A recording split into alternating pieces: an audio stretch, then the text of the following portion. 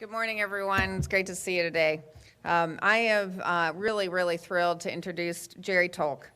Jerry has been building the blocks for his current career when he graduated from the U.S. Army College of Medicine, where he earned a degree in biology. He now works at Fleishman, Hillard, where he focuses on the healthcare industry. He builds partnerships and creates strong teams. He has been hosting training with industry down there for several years and is a key connection for us as communicators and in our professional development opportunities. You may remember him speaking at the last year's forum when he talked about bridging the gap between the armed forces and civilians. Today, he's going to talk about how to bring tactical skills to communications and how you can better utilize those and use them for our missions. So without further ado, I'd like to welcome Mr. Tolk.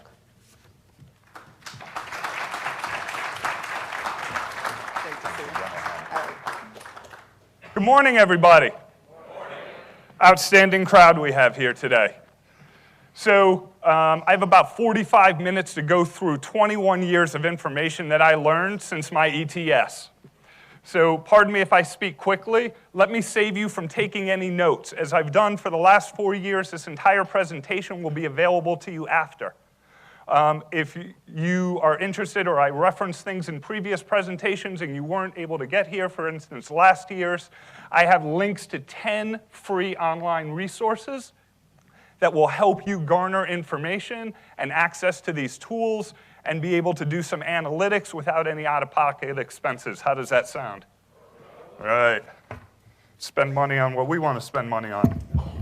All right. So I've had an opportunity to work with public affairs in different parts of the Army for several years. And what I can tell you is that I am immensely proud of the progress that the public affairs and the PAO section has had over the last several years.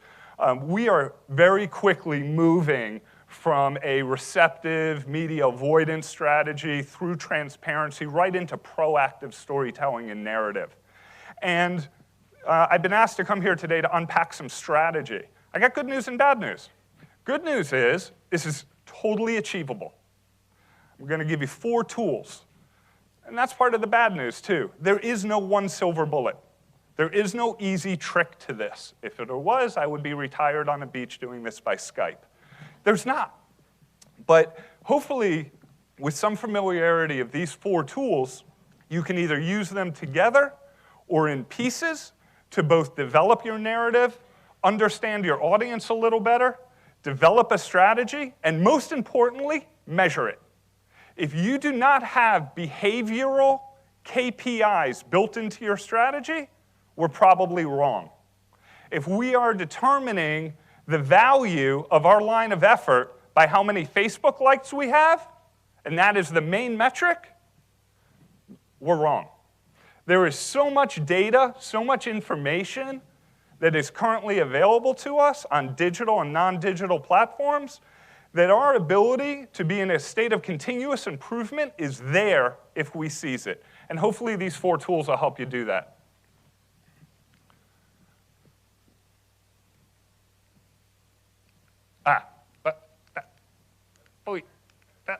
All right.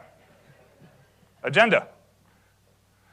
This is what we're going to go after really quickly. This is me, for those of you who haven't seen this before. Before I stood on a stage like this, I sat in a seat like that. And I think the best things that I learned are here. Situational awareness. You know, I was a young kid, a little loose in the head like everybody else at that age. But really being able to understand your surroundings and assign a value and to understand what influences that audience was really fundamental to me. And throughout my professional career, both domestically and abroad, I built on that core skill set. And honestly, in my job right now, I have a lot of responsibility. I'm very blessed, but it all gets back to relationships and issues management, which cannot be done effectively without situational awareness and teamwork. So why does public affairs exist? You know, before we can apply strategy, we have to understand our own value, what's expected of us, and what we expect from ourselves. And so I put this presentation together with the help of Major Napton, who's sitting right here. He's been assigned to us as part of the TWI program for the last 10 months. And he will be able to tell you that if your head is not in the game, if you don't understand your value to the line of effort, it is really difficult to create metrics and impact that whoever is in command really understands and values. There has to be that alignment. And before, as Confucius would say, before you can align with others, you got to align with yourself. So here's our current mission statement. I got to tell you guys, from an agency perspective, it's a little soft. When I was in from the 98, we would have called this leaf eater language versus meat eater language. So he took a little stab at it. I'd like to read you something. Public affairs establishes the conditions that lead to confidence in the readiness of America's army. I could have put a period right there. But we went on because we like to be a little long at the tooth. To conduct operations in peacetime and conflict by keeping the American people, the Army, and the world informed. Does that work for anybody here? Yeah? Well, by changing our headset, it plays with our objectives a little bit too. Project readiness, drive institutional credibility, and increase morale. Does everybody here feel like that's part of their job? How about assurance and deterrence? How about public trust and support? And how about global Army brand ambassadorship?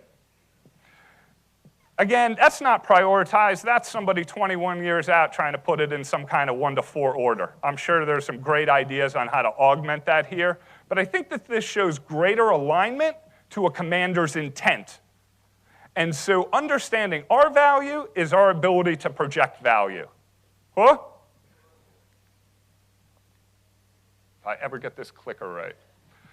So I'm going to speed up through here, but again, I'm really proud of the progress that we've made as a public affairs group. I had the pleasure of talking to General Hanna just a few moments before about this progress and some of the future things that the Army is intending, and it's really impressive. Like everything, skip to the end. What we need is a shared understanding of the commander's intent that drives attitudinal and behavioral change, right? So when we talk about strategy and we talk about impact, the impact is attitudinal and behavioral change. Knowing something and not applying it or not doing something about it is useless. They may not have no use educating them in the beginning. So what's it take? Right? This sounds great. Let's drive attitudinal and behavioral change, Jerry. Hey, let's get people to think differently about the Army and be seen as we wish to be seen. Socrates said, before we can have a discussion, we must understand a common set of terms. So we throw words out like strategy, like brand, like influence. So before I start throwing those words around, let me tell you exactly what I mean by them so that it matches your own lexicon. Brand is what you say and how you behave, period. That is your brand, whether it is an individual's, a unit's, a company's, or the Army's. It is what you say and how you behave. Reputation is what everybody else says or thinks about it. That's the difficult one, right?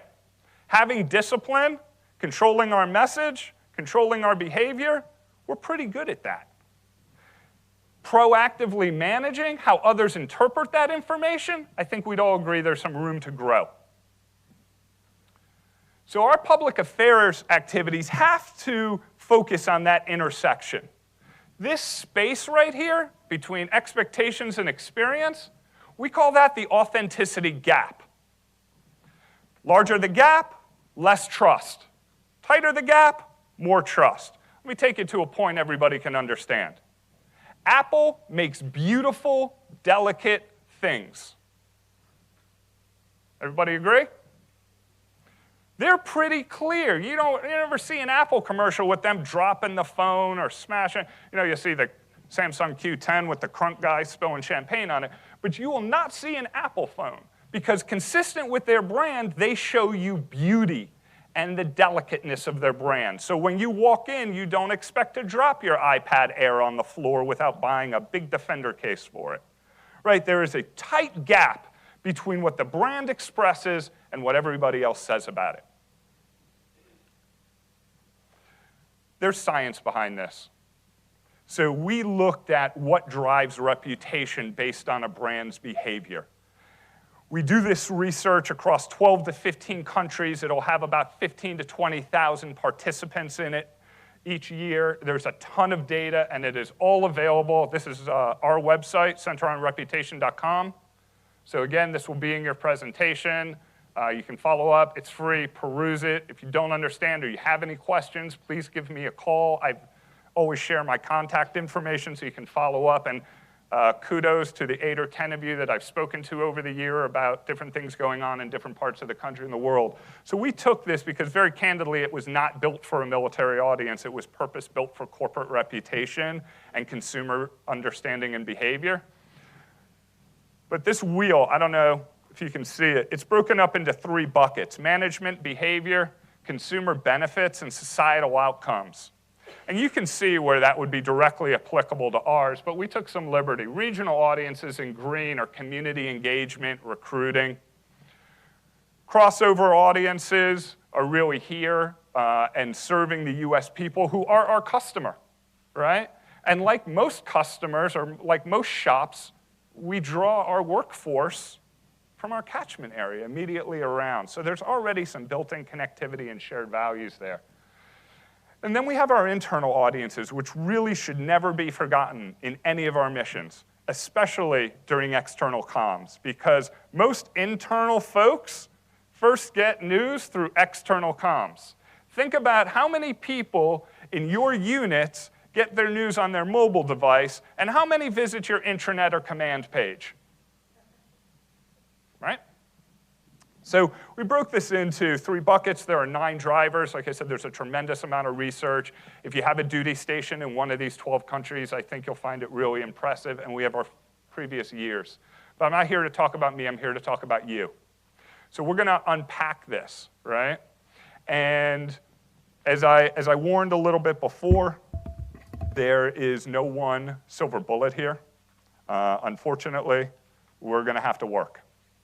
So before we move on, I just want to go over 3 important things that I've sort of covered already. PAOs are more effective when we are in a proactive posture. We in agreement? We can and should contribute to Army readiness and morale. Are we in agreement? Authentic programming drives positive brand and reputation. You don't have to be in agreement. Just trust me on that one. So what do we have here? We got our first tool. This tool is typically used to start to think through a message, okay? And so it's a communications development model. Do not think that you should use this one tool and you're done. But nobody likes to start with a blank piece of paper. So I took some liberties based on limited information. We filled some stuff in, okay? So I just want to make sure I didn't skip anything. Come on. So here, we start with our target audience. Who are we looking to inform, to educate, or to drive attitudinal and behavioral change with? So here we got allies and foes, we have our community, we have internal formations, right? Roughly blocked off of the slide that was last. Now you got to do some soul searching and be honest with yourself about what their current opinion of you is. If you don't know, if you're new to the unit, send out a survey. There's a ton of free tools. And I have previous presentations that show you how to do this. But start to understand, right? Without that situational awareness, there is nothing that you can effectively put into your strategy. If you're not aware, you're the wrong person to be leading the strategy. Or you need to build a tribe around you that has that requisite information. Then, it's pretty easy. This is the easy part. Find the desired opinion. Here's the work, the motivational message. it's not just about us. Our audience gets a vote. And so we need to be developing communications that has a shared agenda, shared interests. In marketing communications in corporate, we do an audience analysis of who the communication is intended to reach. We list and prioritize their values based on data, and we arrange the language and the priority of how we put things in everything from a press release to a tweet to long-form content on LinkedIn to paper invites, and we align that content against how they prioritize their interests. We still tell our whole story, but we're rearranging it to align interests. Does that make sense? That's what takes information from educational to motivational. The more that you can align it with somebody's own interests. And so then we think about vehicles for communication. Certain things are visual platforms versus non-visual platforms. Certain things are experiential. So we use PESO, paid, earned, shared, owned. I also drive in experiential because there is nothing more impressive than shaking somebody's hand and hearing their story. Okay, so now we kind of got an idea of who we want to talk to. We kind of have an idea of what we want to say. So our next tool puts something, and for those of you who've been here, who were here last year, you'll remember the readiness adoption pathway. Here, we further explore our audience mindset, or what we would call in marketing, the consumer journey. And here are the brand prompts. Marketing, we'll call them command prompts here. So again, not really wanting to start with an empty page, took some liberties to fill it in.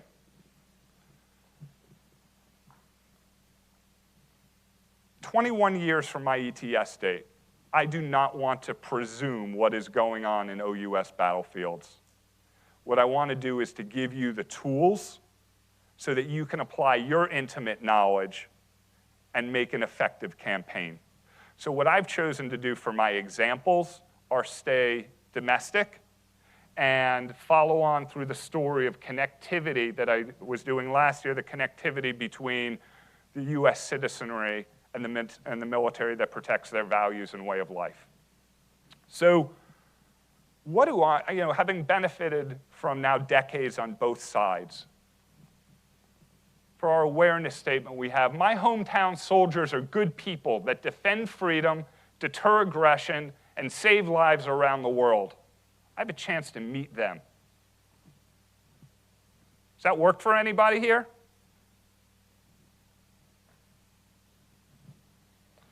So what do they have to consider to want to change their sense? Because look, I've lived around an Army base too, and I know that the economic impact is fantastic, and the mayor wants it, and others want it. Friday and Saturday nights, we don't always show our best face. And so how do we strike that balance, right? Because we know from science, if somebody hears a message 5 to 7 times, they're more likely to do it or pay attention to it or retain it than if they're only seeing it once or twice. Well, that bad behavior is pretty limited interactions. So we have an opportunity to push down those results, similar to search, right, by creating a higher frequency of messaging and experience that demonstrates our professionalism. So the engagement from a brand perspective is wanting to learn more. It's taking this awareness, answering some questions about it, and driving an interaction. Now, what that interaction might look like, I'm going to take some guesses, but we're going to play with some ideas. But the very idea is to draw them into an experience. Who here knows about the CASTLE program? Okay, so CASTLE programs, I believe under recruiting, and it takes some of our great officers and leaders and puts them out into the community, exposes the community to the Army by putting the Army out into the community, usually through sports and other things where we select great candidates for recruiting. I want to bring the citizenry in. Remember in 1996, I was stationed at Fort Hamilton, and we hosted the New York City Festival. So if you can imagine taking part of Fort Hamilton and opening up to Brooklyn, New York. Crazy. But the commander was really smart. Got in extra MPs, made it feel really safe, made it feel really secure. We had a ton of medics and doctors walking around in BDUs, talking to moms. We gave out free bottled water or big tubs of water. We really made them see us as shared values. Hey, we're parents of kids. Hey, we're trained to do other things besides break and kill. And hey, we like to have a good, fun time that's family-oriented, right? And the connectivity between Fort Hamilton and that immediate Brooklyn neighborhood increased tremendously. Now, what was the motivation to do that? It was not because the commander liked going to a festival. And it certainly wasn't the idea of bringing Brooklyn, New York onto the base. But for those of you who might have been stationed in the area several years before 1994, somebody had built the guardhouse really poorly positioned under an overpass, and when it rained heavily, the water used to sheet right in front of the guard's window, and you couldn't see anything. And a lone MP got jumped by like 20 kids, and she decided not to draw her weapon and take a civilian life, and got hurt instead in the process. So we decided that, yeah, sure, we could increase security, we can move the guardhouse, but what we really needed to do was create value, right? Because you don't hurt things that you care about. So this idea is to create a better sense of value and care between a base and what's outside the gate, so there is less intent to malign it, to blame it, or to do it harm. Does that make sense? That's the reason for the strategy. Post-engagement experience. So after somebody engages with you, you gotta follow up. How sucky is it when you give somebody a business card or you have a good meeting or even maybe you have a good conversation at the bar and you want to follow up and have another day and they ghost. It just goes dead. You kind of feel transactional. You kind of feel used. And what you don't feel is valued. And here's what I'm talking about KPI. Tie it to a behavior. Be able to walk into your commander's office and say, sir, we have moved behavior. I can show you intent because people are taking time and actions out of their day. And here at the bottom are a bunch of command prompts that you can do to move people along this journey. Everything from media engagements and command messaging to something I want to show right here. So this is part of the core of the idea of thinking about what would that engagement look like? So remember when we talked about situational awareness a couple slides ago and really understanding our audience and what they value? Well, here in the US, there are 3 values that we share in the military and in our civilian world. Sports, art, music, right? Sports, art, music. So those are 3 really strong points of connectivity that we can use to project our Army story. So, we now know a little bit about our audience. We now know a little bit about what we want them to think and do at the end of the program. How do we build a strategic program working through these insights that will actually drive that behavior? So, at the top, you have phase 1 broken into 2 pieces. We call that foundation building. Second part, you have external and internal deployment. Remember we talked about earlier, internal communications are just as important as external communications, but they have to be congruent because a lot of your internal audiences will get their information first from an external source. Then over here, I promised work. Here's the work proposed. Here's the command prompts. At the bottom, last but certainly not least, are our KPIs. Those are key performance indicators, right? Measurement, metrics, whatever we want to call them. Everybody following along so far? Am I doing on time, Major? Okay. No, did that one? Come on, work with me. Work with me. One more time. There we go. Nope. There we go. So, positioning. We have to develop a value proposition for neighbors to be more involved with their Army. Could be sports, music, arts, outdoorsmanship. We have a lot of assets that are of value in today's community. When I think about Fort Hamilton, I think about that real estate. I think about that parade field. I think about soccer games going on. I think about a community art festival going on. I think about a music or even an amateur band contest. I don't know if you guys have mini bands. I'm not talking about the Army band. I'm talking about music, people on post who are musically inclined or put together small bands. Look, music, sports, outdoorsmanship, being an active adult are both the people we want to attract. They tend to be alphas in their neighborhood, right? And it is a more informed discussion based on shared values rather than trying to tell a pre-scripted story to a moderately interested audience. Command prompts. Look, we can, We can create a symbiotic offering and then a mutually attended activity that highlights shared values in the community is ultimately what we're looking for. We're going to build it. We're going to go back to that audience mapping. We need to narrow the choices of what we're going to do in our positioning so that it matters to both our folks and to leadership, because that ups participation. And I would get it to something that you can explain to your commander as a result at the end of a multi-year campaign. We should be the base that is known for. Now again, commanders often want their unit to be known for something, so it makes sense for our base to be known for something. And our base can certainly be known for something that is of value to the community. Because after all, we are Americans. We're just working a different job. So we spearhead a working session to identify the space, channels. Who here has a personal news network? No? You should. You should have 5 to 10 fellow PAOs or the mayor or influencers around your command that is your private news. If you're getting news because you read it in the paper or on Twitter, you're behind the curve of situational awareness. Whoever wrote that content is where you need to be. So think about your tribe, right? Think about that group around you that will build your personal news network. Bring them to your working group. This phase, you're going to have a completed influencer target list.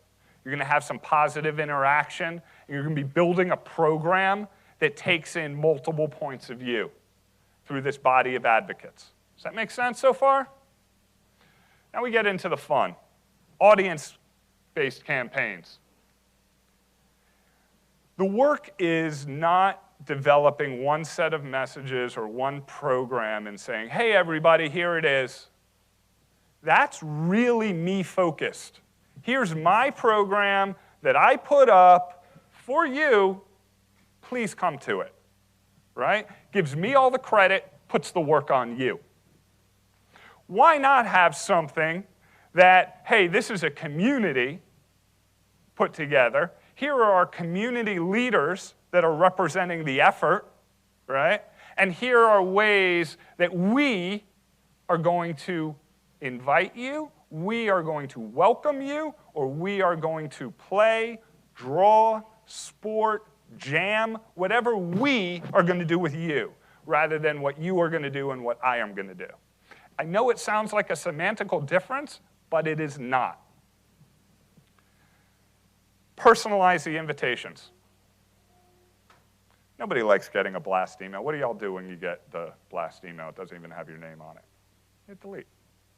All right? Take a minute. You only have 10 or 12 influencers. Change the first paragraph 10 or 12 times. It's not that hard. It just takes a little time and methodical effort. Identify SMEs and conduct message training. Before you go out, make sure that that tribe that you built this are all excited about the same things, are all telling the same story. They may flex it a little bit different for who they're speaking it to, but as soon as you build the program, you train people on expressing the program before it is stood up. So often we stand up a program, the people who are involved and intimately understand its construction and purpose are not the people media training those who are representing it out to the field. So the PAO has a role at program formation, right, to understand its intent and to get training on communicating its intent before launch. So that buzz, that talking about it of, hey, how's that program doing, right? It's not haphazard. There is a consistent message track that demonstrates confidence and progress. And so train your SMEs. Don't make sure that you're not the only one well-versed on the program. Does that make sense? And then we're gonna, obviously, conduct social media, develop metrics, launch. Here, I'm kind of fond of soccer. Anybody play soccer? Yep, little pickup games once in a while. Love it. It's competitive, it's friendly. For the most part, we keep our hands off each other, you know, a little knee, a little hip check once in a while. Nobody goes home with a torn ACL. I meet the most interesting people there. I meet captains of industry, and I meet janitors. I meet people who are working. I meet people who are in between jobs and looking for a job. You get all sorts of walks of life that come together with one shared value, sport. So fine, I did sporting event scrimmage, like be the base that's known at having great weekend soccer tourneys. That was my guess. Make it whatever works for you, but it's not just you as an individual. When I say what works for you, it's what works for your installation, and most importantly, the community around it. And internal comms. We need to create unit-wide excitement and energy. You could have an open tryout for your soccer team. We could look at, I know, cost, but we could look at a jersey. Or we could look at some other morale-building involvement, right, that allows people to compete for the opportunity to represent the base and then represent with the community. We could only have one team. And here's the thing. We don't have to win the soccer tournament. In fact, in most cases, it would probably be better if we didn't. It's not from a competition perspective. What this is doing is giving us a platform to recognize our shared interests, right? And early on in the program, it's going to be really hard to get all the civilians for just congratulating us on a great game, and we should be standing at the head of the podium. How much awesomer would it be? Is that even a word anymore? Would it be if we're congratulating our citizenry, if we're recognizing them instead of just one of our own? That really makes them feel drawn into our program. And since it's sports, it's visual. We got TV, we got Twitter, we have all of our social programs, we can put out press releases, and we can count more than likes, which is really important. As this builds, because I said it was a platform, you can collect people's email addresses. You can follow up with them. You can send them a survey. Hey, how are we doing? You could ask 5 questions about the soccer tourney, another 5 questions about the base, and start to develop active listening for your commander. So by building a platform of interaction, you collect data. Collecting data creates situational awareness, and that helps you align to commander's intent. Does that make sense so far?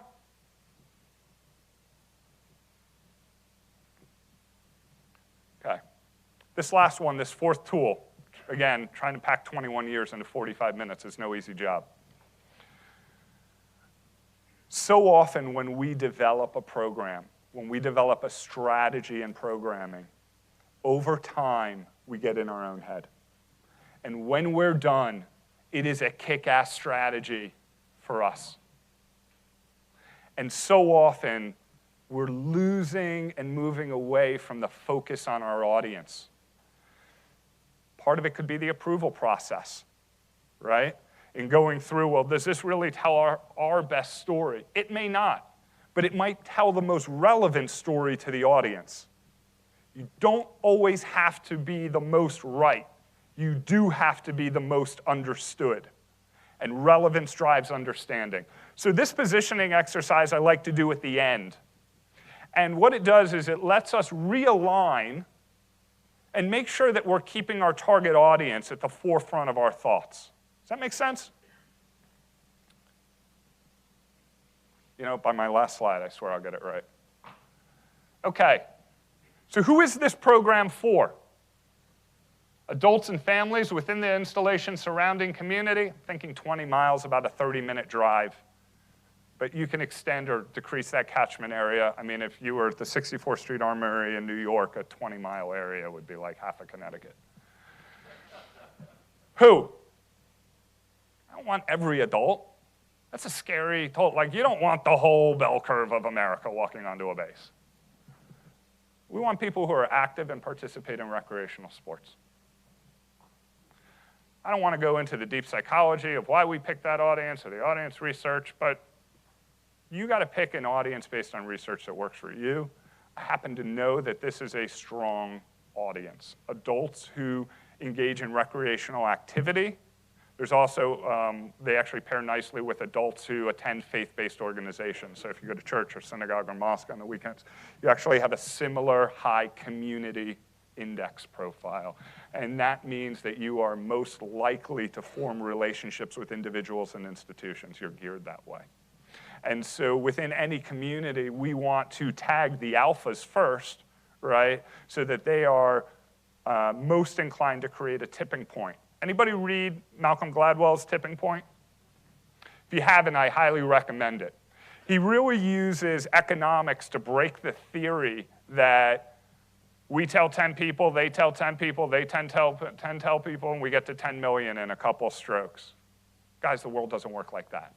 You tell 10 people, 7 people hit delete, 3 people read it, 2 of them forward it, one of the people that they forwarded it to posts it somewhere where it gets 40,000 reads. That's the truth about how things go viral. It is not linear multiplication. So this unit, right? So when we're talking about who this is for, we immediately also have to think about that internal audience, right? This unit is a highly trained and professional combat unit who, like you, share the love of sports and an active lifestyle. So remember, if most of your folks are going to learn information from an external source, then when you talk about them in that external source, you better do it in a way that when they read that, they go, yeah, that's me, or somebody I want to be. And what do we want? We want our community to come play, learn, and grow with us, or get involved with us. Because we are you. Our soldiers come from all across America and share the same interests as you do. We are part of your community, and you are part of ours. So, spending time together around shared passions will help bridge that unnecessary civilian-military divide. Best expressed by, I'll leave that up to you, right? You know, you could do a million different monikers, but this allows us to go back and really focus that the for and who lines up to the so. Does that make sense?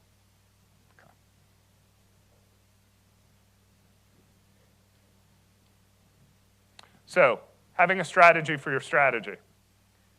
Thought that was fun.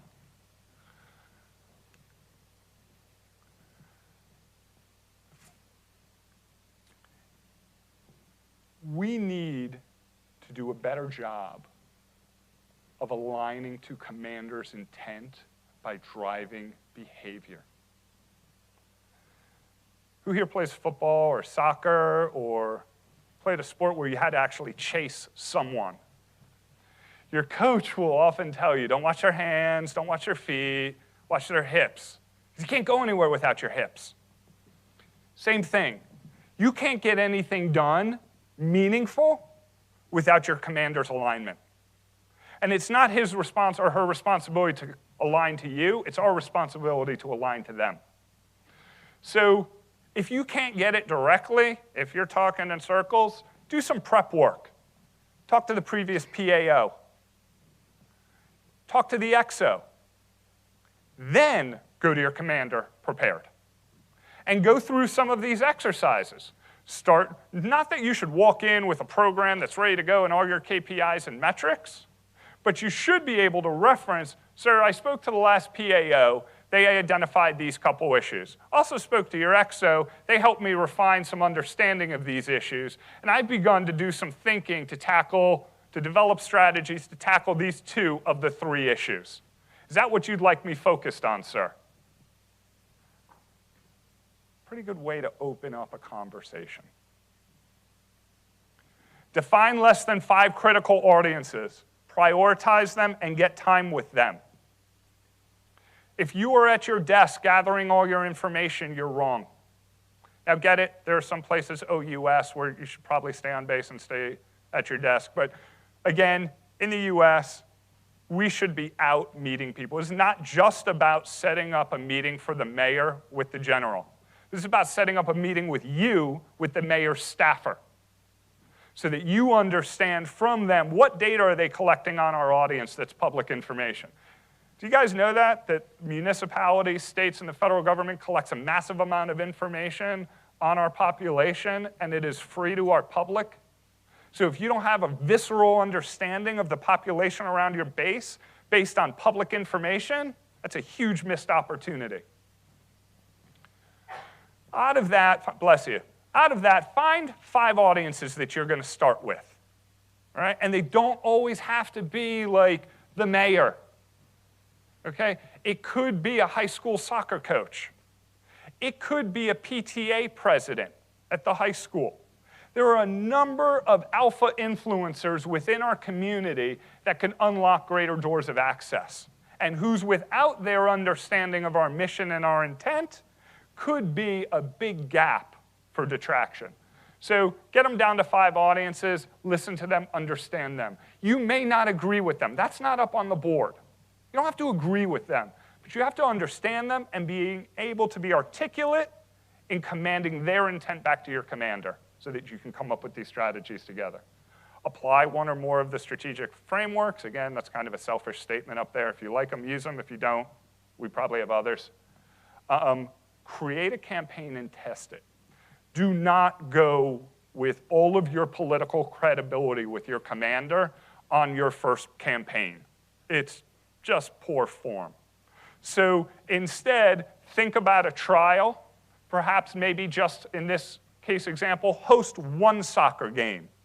Invite 1 reporter to cover it and have the commander attend it so that they can see it, or have the XO attend it so that they can see it, you participate in it, and when you go back to discuss the program and the test and the variance, they will have seen it for themselves. If you can't get them to attend, again, we can use the visual arts. And then AAR. This gets back to the very beginning of the presentation about how we think about ourselves and our role.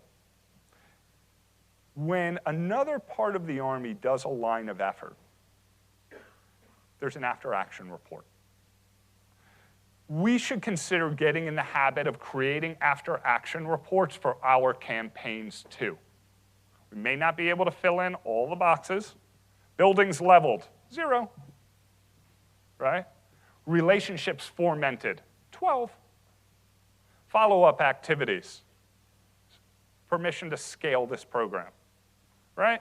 And so there are a number of opportunities that we can adjust the way we behave in creating and reporting campaigns to try and line up a little bit more with commander's intent. Does that make sense? Okay, that's it.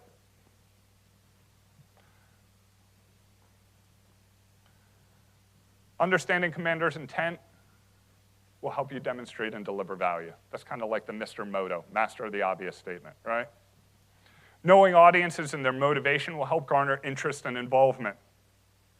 Again, a Mr. Moto statement, but it is so often overlooked. We love telling our own story. We just got to tell it in a way so that our audience feels like it's their story. Build a measurable campaign. And I implore you to think beyond peso. Think beyond paid, which we very little do outside of recruiting anyway. Think beyond earned. Think beyond social. Think beyond your website. think about how you can measure how people are behaving. Don't do it alone. Talked about the private news network, personal news network. I got to tell you, that was the lowest hand count I've seen in 5 years. I hope that's not an intentional change of posture. I can tell you that as a senior executive at Omnicom, without my personal news network, I'd be some VP desk jockey in a cubicle. You have got to develop a tribe so that you can counsel your commanders about what's coming, not what's here or what was here yesterday. Never give up. I talked about this being work. I've been kind of cavalier up here. It's what you get to do after you're a civilian for 21 years. But the truth of it is this is hard work. From the early days of PAO, I want you to appreciate where you are right now. Men and women, we live in the information age. To a modern combat commander, you're their information warrior. If we cannot create alignment between that gross reality, right, and that finite mission, then we got to go back to school. Because since we were a baby, we've made a noise to drive attitudinal and behavioral change. We're wet, we're hungry, we're bored.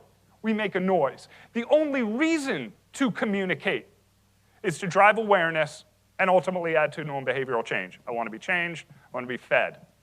I'm talking to somebody, I would like them to respond, or I would like them to listen and do what I've asked them to do. I ask them a question, I expect a response.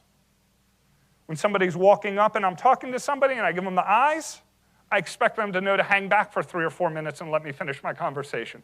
There is no reason to communicate unless we are driving attitudinal and behavioral change through education and awareness. So if we are doing a line of effort, make sure that that's built in. Make sure that you can understand if that's effective, and when it is not, don't give up. Go back to your frameworks, find another way.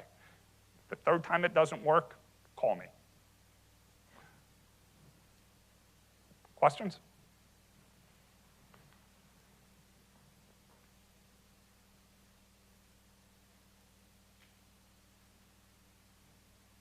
Easy. Really, guys? Sweet. Got one?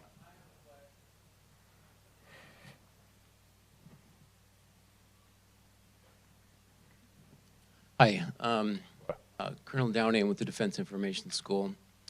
I've watched your pitch for years, and went to my master's program where we learned all about exactly what you're talking about, how to drive attitudinal and change. I'm going to turn to our audience. How many of you have actively measured changes in attitude, behavior, and opinion before and after? How many have gotten baselines and done it and demonstrated active change in awareness, attitude, and behavior change? How many? No kidding, full. So a good half to 3/4. Do you feel like you had the resources to be able to do that?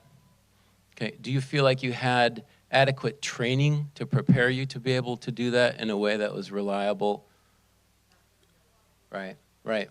So what you're preaching is pure gold, and it's connected to industry best practices. What our doctrine currently has and the training that's behind it doesn't get us there. Year after year, you're showing us the path to actual change and actual value added. And it looks like there was more hands than I expected. Many have done individual work or creatively gotten around what they've been presented in order to achieve these outcomes. I'm interested in a systemic approach to actually building information warriors that know how to do that so that it's routine. It's not an exception. They didn't have to go through extra hoops in order to get there. That's the standard, and that there are others that even go further beyond. So let me offer 3 possibilities because, Colonel, I could not agree more, right? Again, to know and feel like you can't do feels pretty unempowered.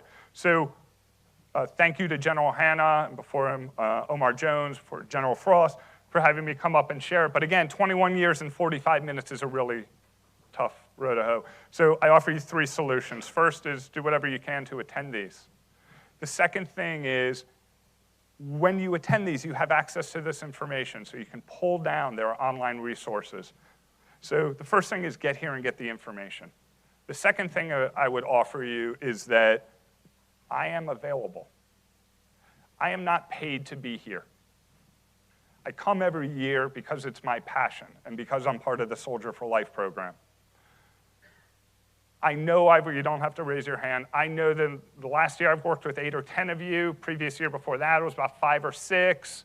My first year, only one person called me after. I would encourage you to call me as a resource to work through. It's nice to have another adult at the table to think through some challenges.